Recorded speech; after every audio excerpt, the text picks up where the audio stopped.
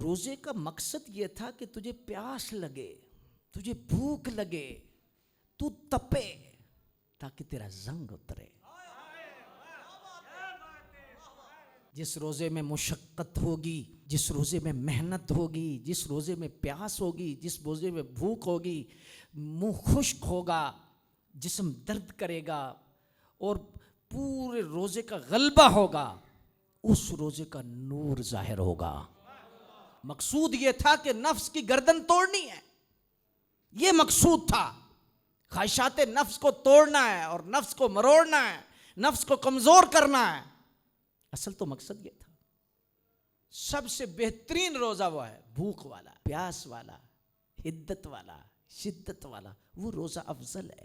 درجے کی بات کر رہا ہوں، ویسے روزہ تو ہو ہی جاتا ہے، فرض نمازیں بھی نہیں پڑھے روزہ ہو رہا ہے، نماز بھی جماعت سے نہیں پڑھ رہے روزہ ہو رہا ہے، تراویحاں بھی نہیں پڑھ رہے، ٹورنامنٹ کھیل رہے ہیں روزہ تو ہو ہی رہا ہے، بس ہو ہی رہا ہے۔